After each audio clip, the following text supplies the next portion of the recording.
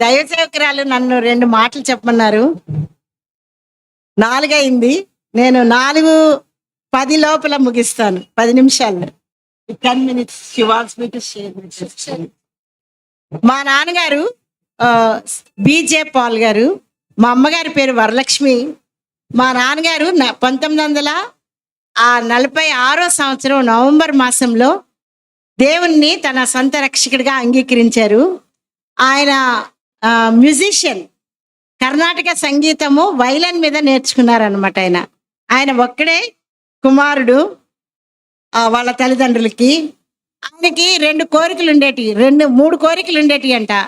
గొప్ప సింగర్ అవ్వాలి, cinema singer అవ్వాలి, లేదా కవిత్వం రాయాలి, లేదా చిత్రకారుడు పెయింటింగ్ ఆర్టిస్ట్ అవ్వాలి. ఇలాగా చిన్నప్పటి నుంచి ఆయన కోరిక ఉండేది. అలాగే ఆయన అందుకని కూడా మంచి గొంతు కూడా ఇచ్చాడు దేవుడు. తర్వాత సంగీతం కూడా నేర్చుకున్నారు. అలా ఆయన కోరికలు అలా ఉండేటివి. ఒక్కడే కుమారుడు అయినందువలన వాళ్ళ తల్లిదండ్రులు కూడా ఎంతో గారంగా ప్రేమించి మరి ఎంతో మంచిగా ఆయన పెంచారు. ఆ తర్వాత యేసు ప్రభుని ఆయన తన సొంత రక్షకుడిగా అంగీకరించారు.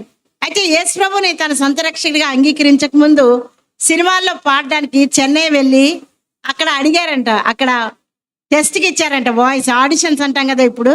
అట్లా ఇది నేను చెప్పేదంతా 1940s అనమాట. అంటే మనకి అసలు ఊహకి అందరి సమయము. అప్పుడు ఇండియా గ్రామ్ఫోన్ ఒక్కటిను హిస్ మాస్టర్స్ వాయిస్ అని 2 ఉండేటి అంట. దాంట్లో ఎవరో ఒకరు సెలెక్ట్ చేసుకొని నువ్వు మళ్ళీ రా అని చెప్పారంట. చెప్తే మా నాన్నగారు చాలా సంతోషమైపోయి నా కోరిక, నా కళ నెరవేరబోతుందని ఆయన ఎంత సంతోషంగా ఇంటికి వచ్చారు. చెన్నై నుంచి వచ్చి, అప్పుడు మెడ్రాస్ అది. మా నాయనమ్మకి తాతగారికి వాళ్ళ నాయనమ్మకి అందరికి చెప్తే వాళ్ళు అన్నారంట, నీకు అపోస్తులైన పౌలని పేరు పెట్టాము దేవుని సేవకుడు అవ్వాలని, నువ్వేమో సినిమాల్లోకి వెళ్తున్నావని చెప్పి వాళ్ళంతా వాళ్ళు చాలా దుఃఖపడ్డారంట. అంతేకాకుండా వాళ్ళ నాయనమ్మ అన్నం తిండం మానేసిందంట. మా నాన్నగారు అనుకున్నారంట, ఏముంది కొద్ది రోజులు అలా ఉండి మా తర్వాత తింటదిలే ఈమె అనుకున్నారంట. అయితే 2-3 డేస్ ఆమె తినకుండా ఉండేసరికి ఈయనకి భయం పట్టుకుందంట.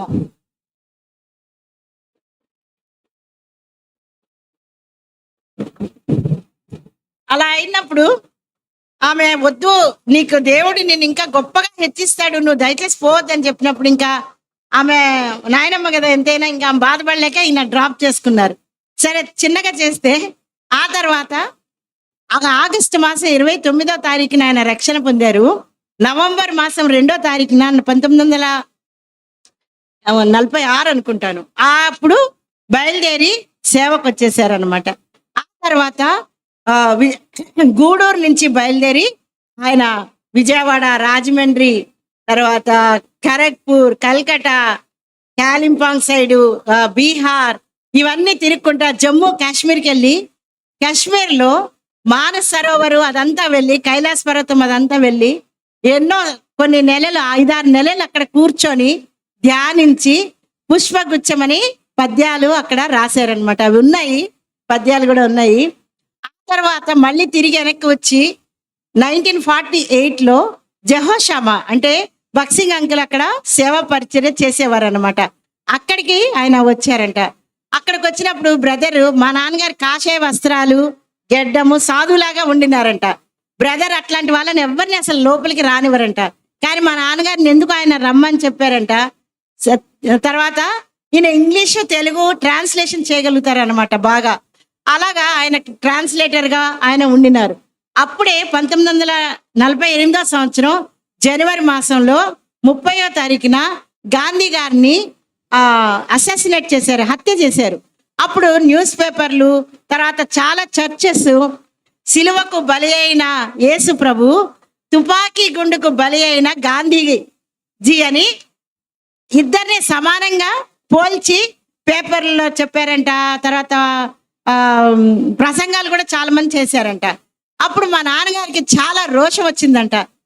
ఇదేంటి, ఏ పాపం లేని దేవాతి దేవుడైన యేసుక్రీస్తు ప్రభు పాపుల రక్షకుడిగా ఆయన వచ్చి చనిపోయి సమాధి చేయబడి తిరిగి లేచిన నా దేవుడు ఎక్కడ? ఒక దేశం గురించి పోరాడితే చనిపోయిన గాంధీ గారు ఎక్కడ అని చెప్పి కళ్ళ నీళ్లతో కన్నీటితో ప్రేమామృత ధారలు చిందిన మన యేసుకు సమం ఎవరు అనే పాట ఆయన రాశారంట. అది మొదటి క్రైస్తవ పాట. అంటే ఒక ఎదిరింపుతోటి, అంటే నా దేవుడు అందరికన్నా గొప్ప దేవుడు, ఆయనకి సమానమైంది ఏదీ లేదు, ప్రేమామృత ధారలు చిందించిన నా యేసుకు సమం ఎవరు అని అప్పటి నుంచి కొన్ని వందల పాటలు నాన్నగారు రాశారు. చాలా తక్కువగా ఇంకా క్లోజ్ చేస్తాను. ఆ తర్వాత మా అమ్మగారి గురించి 2 మాటలు చెప్తాను. మా అమ్మగారు హైదరాబాదు, తెలంగాణ, నాన్నగారు గూడూరు జిల్లా.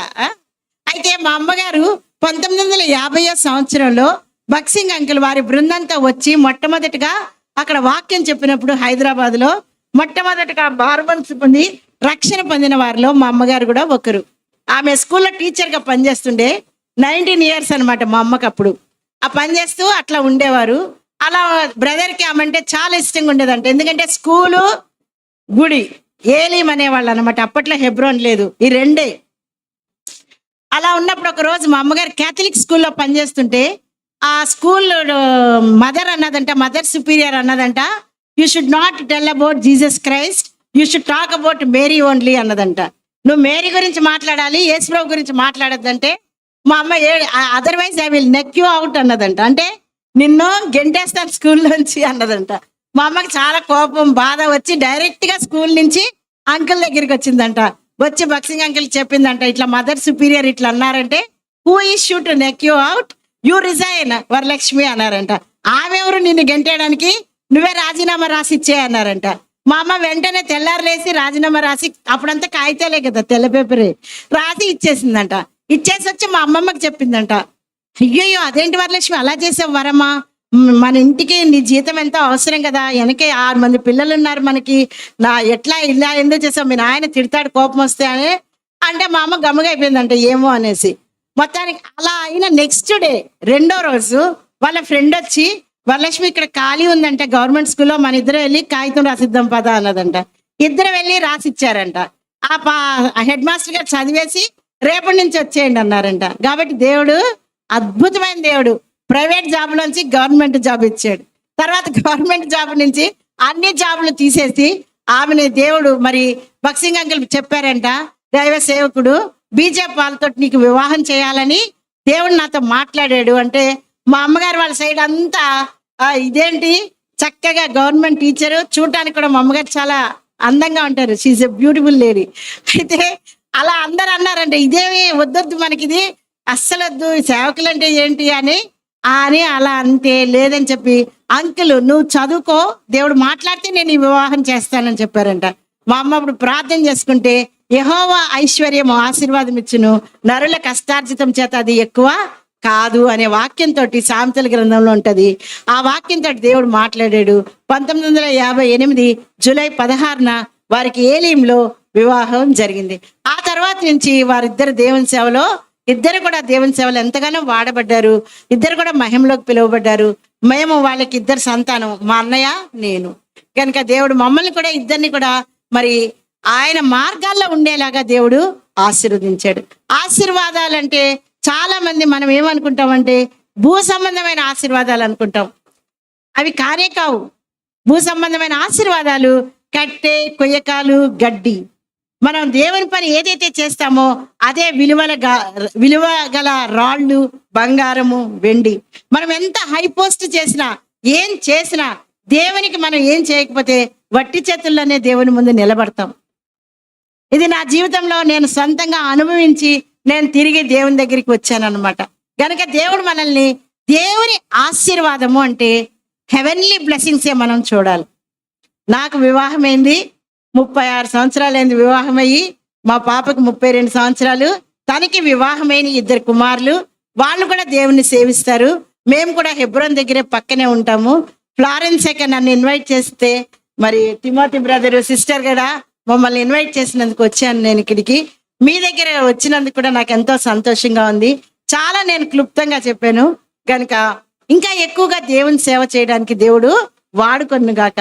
నేను రక్షింపబడినప్పుడు దేవుడు నాతో మాట్లాడిన వాక్యం ఏంటంటే, ఇంత గొప్ప రక్షణను నిర్లక్ష్యం చేసి ఎలాగో తప్పించుకుందు అనే వాక్యంతో దేవుడు నాకు మాట్లాడాడు. అది 1977 సంవత్సరం డిసెంబర్ మాసం 7వ నెల. నేను హెబ్రోన్లో 1980 సంవత్సరం యూత్ క్యాంప్లో బ్యాప్టిజం తీసుకున్నాను. మా పాప 9 సంవత్సరాలకే రక్షింపబడింది. 13 సంవత్సరాలకి బ్యాప్టిజం తీసుకుంది. తన నిక్ నేమ్ కాలేజీలో గాస్పుల్ గర్ల్ అనేవాళ్ళు. దేవునికి వందనాలు.